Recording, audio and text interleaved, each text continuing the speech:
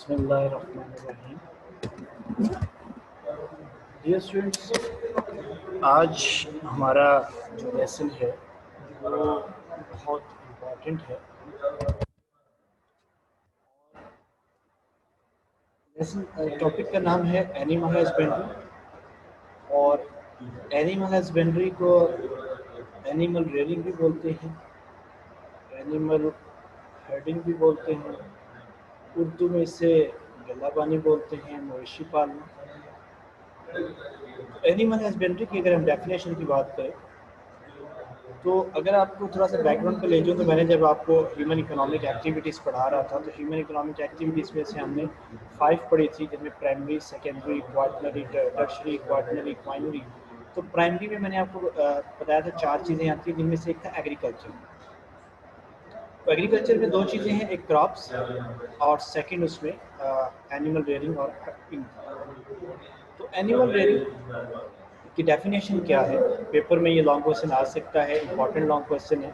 अगर लॉन्ग ना इसमें से आए तो शॉर्ट जरूर इसमें से आता होता है, तो हम इंशाल्लाह साथ साथ शॉर्ट पे भी फोकस करेंगे। Animal husbandry includes feeding and management. ये 2 वर्ड्स को आपने फोकस करना है इसकी डेफिनेशन के लिए, कि जब भी आपके माइंड में एनिमल हस्बेंड्री का या आपके सामने हेडिंग का वर्ड आए तो feeding and management of animal, ये वर्ड आपने याद करें, feeding and management of animals. Animal husbandry की डेफिनेशन हुई, animal husbandry includes feeding and management of animals for the production of food, fiber, work layer.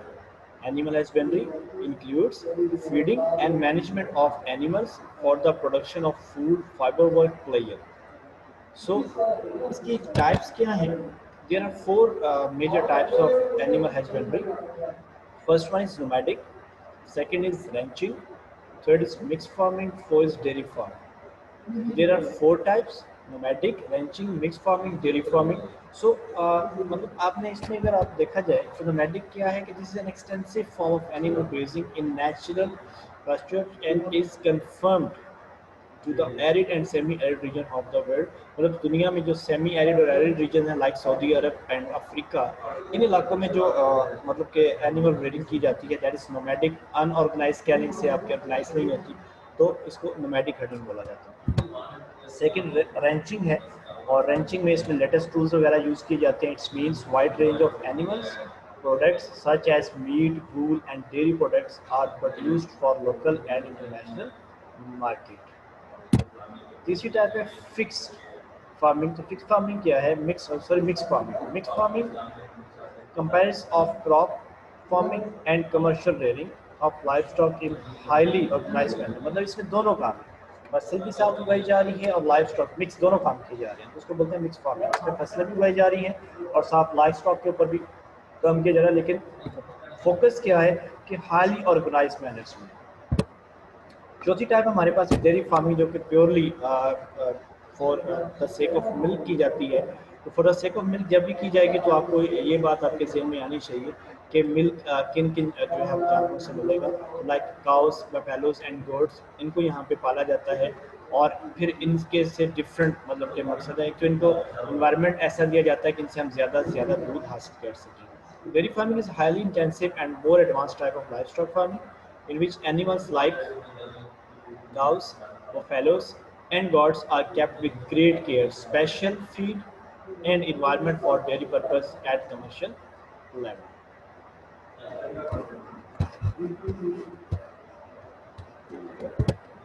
So, जब भी आपने कोई बिजनेस स्टार्ट करना हो, आपने किसी भी किस्म का, तो जब आपने डेयरी फार्मिंग का स्टार्ट करना हो या कोई भी, मैंने आपको पहले भी बताया था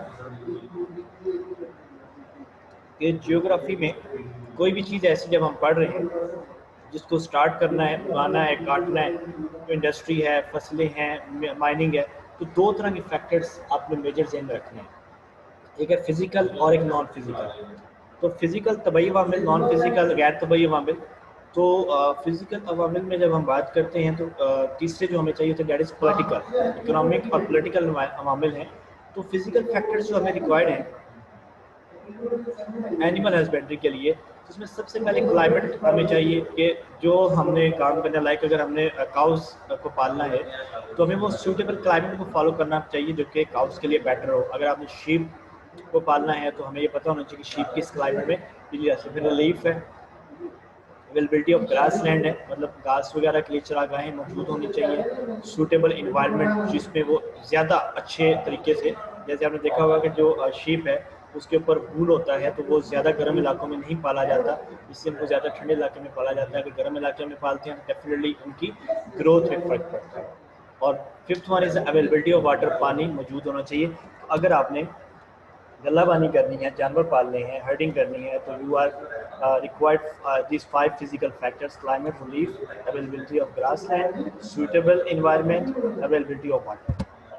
सो the second one is economic. देखिए इकोनॉमिक फैक्टर सबके सेम है। अगर आप कोई बिजनेस स्टार्ट कर रहे हैं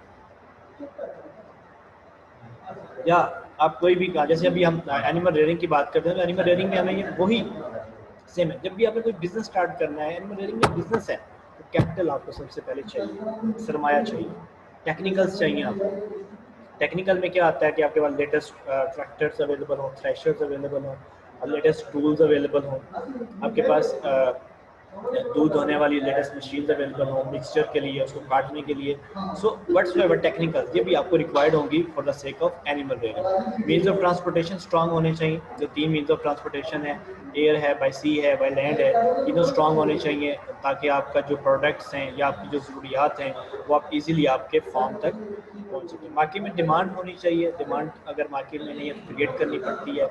मार्केट्स अवेलेबल होनी चाहिए जहाँ के आप अपने प्रोडक्ट्स को सेल कर सकें आप। और जिस इलाके में आप इसको स्टार्ट करना चाहते हैं तो वहाँ पे सियासी इस्तेकाम होना चाहिए, पॉलिटिकल स्टेबिलिटी होनी चाहिए। गवर्नमेंट आपको टैक्स में कोई रिलीफ दे रही हो, रिलैक्सेशन दे रही हो। जैसे आज से कोई 15-20 साल पहले जब कंट्री के अंदर आइसक्रीम का बिजनेस ज़्यादा इन्हेंस हो रहा था तो तब गवर्नमेंट ने उसके ऊपर 0% सेल टैक्स लगाया था।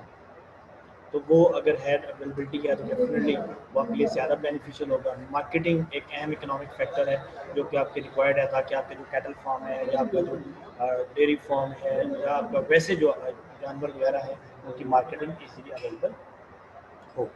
तो these are the economic factor required for the animal rearing. So क्या वजह है, क्या इंपॉर्टेंस है? ये पेपर में सवाल बेटा शॉर्ट क्वेश्चन बड़ी दफ़ा आया हुआ है, ये शॉर्ट क्वेश्चन आ भी सकता है दोबारा।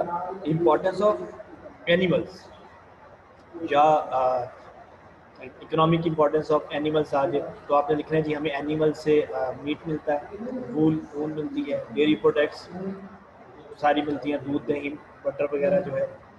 नेचुरल फर्टिलाइज़र, एनिमल डंग को नेचुरल फर्टिलाइज़र के तौर पे यूज़ किया जाता है। जो जानवर का गोबर है उसको ये फसलों में फेंक के एक अच्छी प्रोडक्शन हासिल की जाती है। देन एनिमल्स की जो खाल है उससे हमें लेदर मिलता है, और लेदर एक बहुत बड़ी इंडस्ट्री है। जैसे आपको पता है लेदर के शूज़, लेदर की वॉच का जो है, फिर लेदर का caps, gloves, socks, everything is available. फिर जानवरों को हम as a means of transportation use करते हैं। देहाती इलाकों में घोड़े को यूज़ किया जाता है, बैल को यूज़ किया जाता है, और इवन के उनसे कट जो है वो हल वगैरह चलाने के लिए भी यूज़ किया जाता है। फार्मिंग के लिए बहुत इंपॉर्टेंट है, मतलब हल वगैरह चलाने के लिए सोर्स ऑफ इनकम है डेफिनेटली कंट्री का भी और फार्मर्स का भी, और रिक्रिएशन का सोर्स है। जैसे घोड़ा वगैरह है, कैमल वगैरह, इसको सवारी वगैरह करते हैं। और एक्सपोर्ट में एक मेजर इसका हमारे पास पार्ट है, तो हमारे एक्सपोर्ट में एक मेजर हिस्सा जो है वो एनिमल ब्रीडिंग। तो कौन कौन से जानवर हैं जिनको हम पालते हैं, डोमेस्टिकेशन किनकी की जाती है, कौन कौन से जानवर हैं? उनमें कैटल है, शीप, गॉट्स, फैलो, हॉर्स, कैमल्स, ये वो जानवर हैं जिनको हम पालते हैं और जिनसे हम ये फ़ायदा हासिल करते हैं। इसके अलावा जो जानवर पाले जाते हैं वो शौक के तौर पे पाले जा रहे हैं, लेकिन for the sake of animal herding या for the sake of earning इनको ही हम पाला जाता है, इनको पालते हैं, इनके लाइफ। सो अगर मैं इसको कंक्लूड करूँ आज के लेक्चर को, तो being a country that has a largely rural and agriculture based industry, animal husbandry plays an important role in the economy of Pakistan. Definitely Pakistan agriculture based country है, एग्रीकल्चर पाकिस्तान की बैकबोन है। और agriculture में मैंने आपको उस दिन भी बताया था कि सिर्फ और सिर्फ क्रॉप्स नहीं आती हैं, बल्कि एग्रीकल्चर में क्रॉप्स प्लस एनिमल रेयरिंग दोनों आती हैं। तो अगर मैं मौजूदा हालात का थोड़ा सा आपके साथ जिक्र करूँ तो इन 2020 the live stock industry was contributing 60.6%, मतलब जो टोटल एग्रीकल्चर का है उसका 60.6% हमें लाइफ स्टॉक इंडस्ट्री से मिल रहा है, और जबकि जो एग्रीकल्चर है वो टोटल 40% दे रहा है। तो अगर सिर्फ एग्रीकल्चर क्रॉप्स जो है, अगर सिर्फ एग्रीकल्चर क्रॉप्स को समझा जाए तो उसमें सिर्फ 40% मिल रहा है। So livestock industry in 2020, the livestock industry was contributing 60.6% to overall agriculture. And अगर आप GDP की बात करें तो GDP में 11.7% जो कंट्रीब्यूशन है वो एनिमल्स की है, वो लाइफ स्टॉक की है, वो डेयरी प्रोडक्ट्स की है। तो ये इंपॉर्टेंट क्वेश्चन है बेटा, इसको आपने तैयार करना है। शॉर्ट लॉन्ग दोनों आने के चांसेस होते हैं। फर्दर कोई क्वेश्चन अगर आपका है तो आप कमेंट सेक्शन में पूछ सकते हैं। Thank you so much. और अगर अभी तक आपने चैनल को सब्सक्राइब नहीं किया तो आप इस चैनल को सब्सक्राइब करें ताकि फर्दर भी जो वीडियोज़ हैं वो आपको मिलती है। Thank you so much.